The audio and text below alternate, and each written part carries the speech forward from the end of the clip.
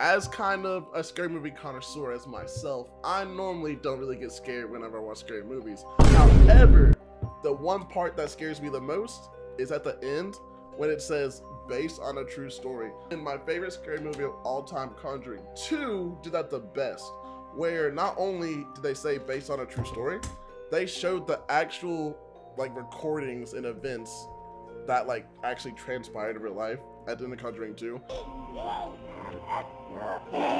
Were you a Christian? No. Yeah, you know it. What year did you die, do you remember? And I thought that was amazing. So I found basically a video showing a bunch of true events of scary movies. And that's what me and my roommate Hayden are about to react to right now. So let's get it. Hey, back where? We're staying with our cousins, the Chandlers.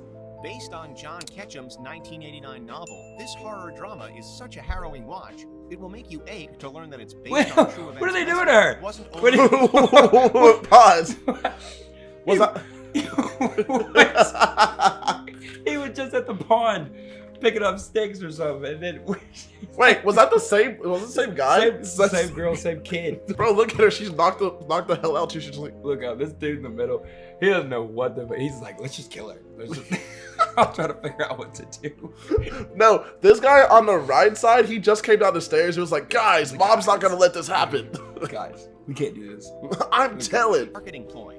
You understand how girls get squeamish, don't you? Is that her again? And Meg No. here's a lady.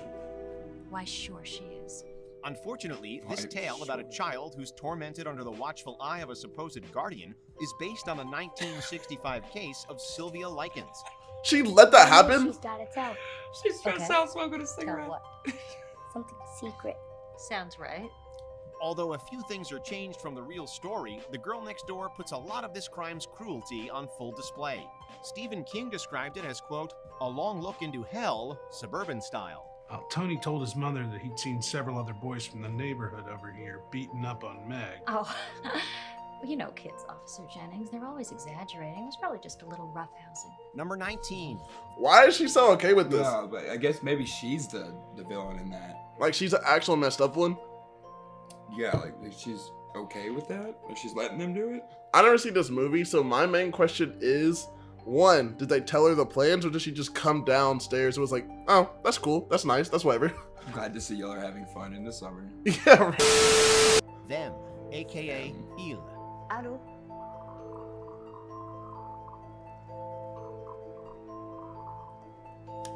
Excuse me? This French-Romanian horror film was allegedly inspired by the story of an Austrian couple that was killed while traveling in the Czech Republic.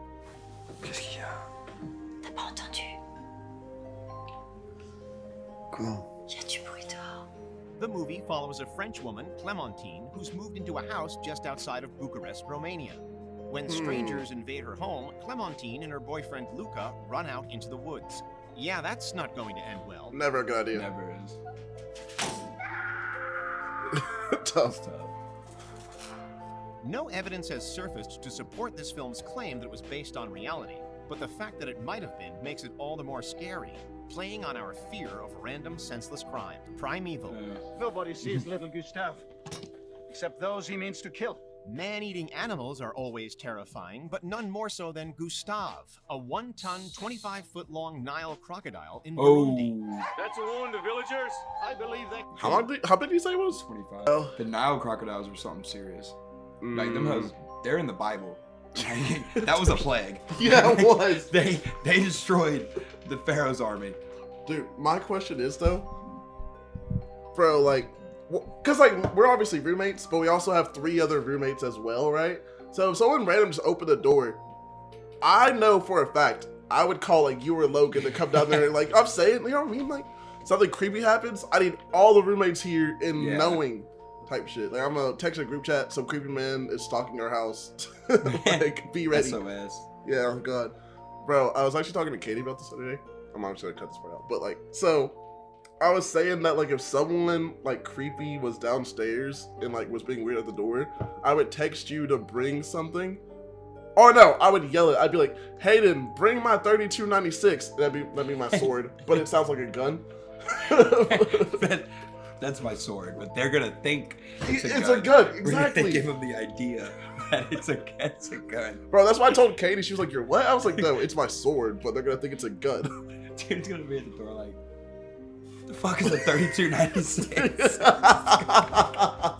They're gonna be like, "Have a good day, sir." Wrong house. Yeah. Hey, to get my goon wagon. Yeah, they mark us off the list. Yeah, they said, No, "Don't they show." got a 3296. We're not. You're home.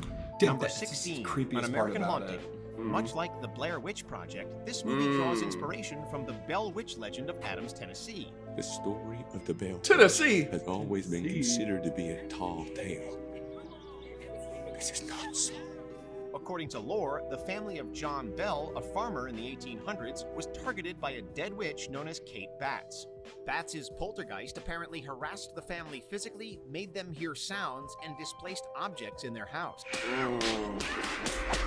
Beating the fuck out of her. What the fuck? Beating her. Bro, the fact you can hear the slaps. She's just being held up. You can hear her skin being abused. Just beating her. Bro, look, you know what's crazy? The ghost is literally just holding up like this. Like, what the fuck? She was just trying to sleep. If I open a door and see that, I'd be like, I don't need to be here. I'm out. Y'all have fun. What? She mainly targeted the family's youngest, Betsy, but poisoned John Bell. Switching between the 19th and 21st centuries, An American Haunting brings this terrifying tale into the present day.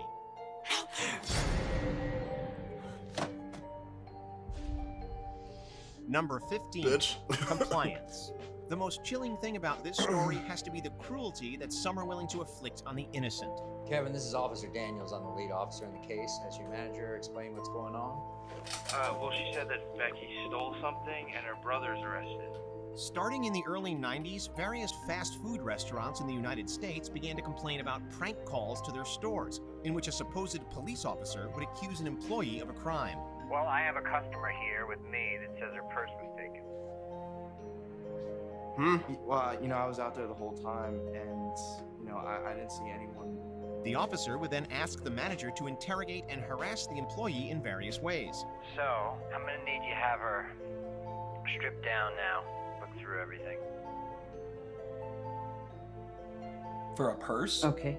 Compliance focuses on an eerily similar 2004 incident that happened in Mount Washington, Kentucky. Who are you? Yes, I'll have an original She Witch, and I'll have one of those frost blenders. Hmm? I'm just kidding, Sandra. It's me. It's Officer Daniels. Messing with you. Number 14, The Haunting One thing. What does the officer get out of this? in Connecticut. In this supernatural horror flick, the Snedeker family moves to Connecticut What? to be closer to their cancer-stricken Snedeker. son's doctor. You're not gonna be scared in here all alone? I've got my toys. They Fire. discover that their new home used to be a funeral parlor. Even worse, Move. those who ran the Move. mortuary had questionable practices, including necromancy. What? The movie is supposedly based on a true story, fueled by Carmen Snedeker's claim that she was haunted by a, quote, evil entity. So supposedly they contacted the dead through Jonah, and people came to have chats with their dead hubby or wife or find out where Aunt Mame hid the family jewels. And he claims that he discovered how to amplify the seances. The house was examined by Oh, Ed and Lorraine shit. Warren and exorcised in 1988. However, Wait! Whoa! That takes me. I remember seeing that. That might have been the picture for the movie, like the kid with the snake or hand? whatever coming out, or the hand coming out of his mouth. Yo. I think I do remember that. God, did he say? Is this real? Like, hold up. Jewels. And he claims that he discovered Hold how up. to amplify the seances. He the said house was examined by Ed and Lorraine Warren and exorcised in Oh, 1980. Ed and Lorraine. That's For the Conjuring people. people. What the oh, fuck? my- Oh, Oh! it connects. Yeah. This That's is 100% real, accurate. If anything has to do with the Warrens, they don't mess with no scrubs. No, They deal with the horrible shit. they're bona fide. Yes, they're legends in these haunted streets. As soon as I heard him say that, Ed and Lorraine Warren, I said, yep, nah. Nope, wrap it up. That's crazy. However, many researchers believe that the story was a hoax, with Ed allegedly telling author Ray Garton to, quote, just make it up and make it scary.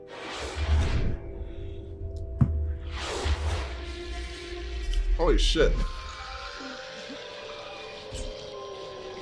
Number 13, Ravenous. Starvation and desperation can make people do strange things. Wendigo eats, must eat more. He never enough. He takes, never gives. The Western horror film Ravenous is not based on one specific historical incident, but it does take inspiration from different sources, primarily the life of Alfred Packer and the Donner Party. He killed everyone. Cahoon killed everyone!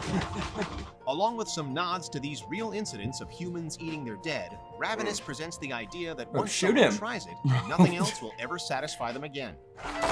Get away from me. Get away from me! Atmospheric, unsurprisingly gory, weird. Honestly though, if it's a 1v1 and there's a cliff, either we both die or you die.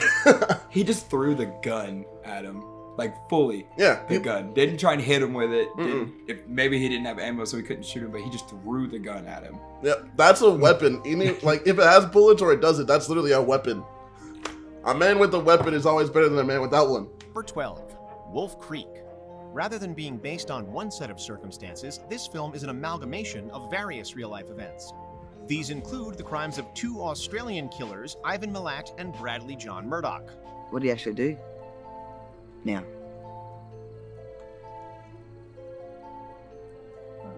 Oh, I can tell you.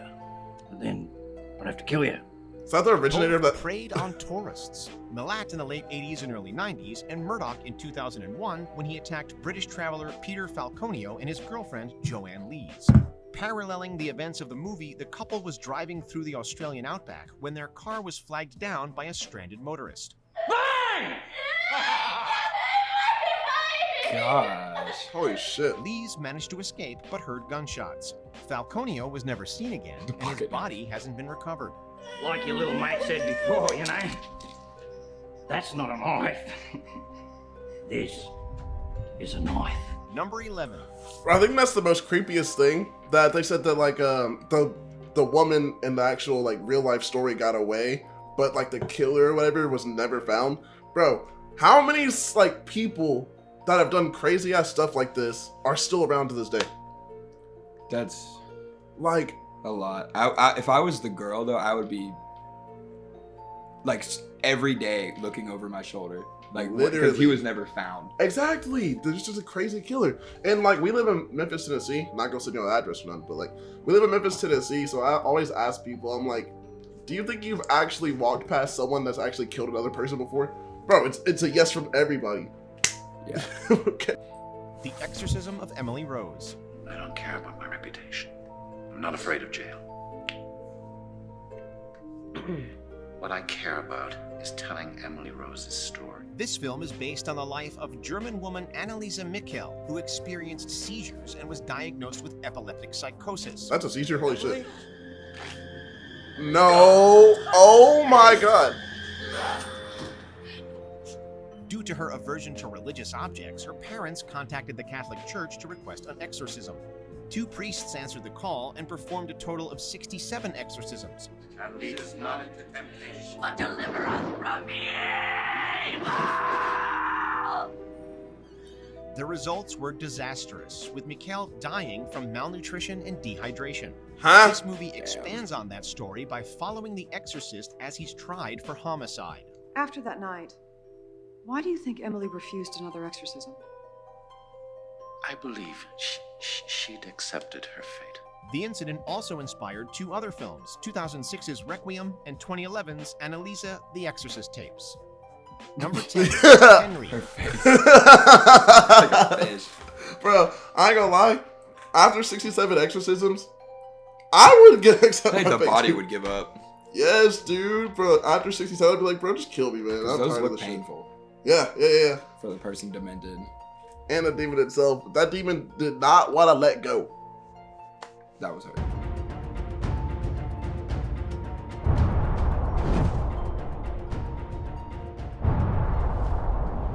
Subscribe now.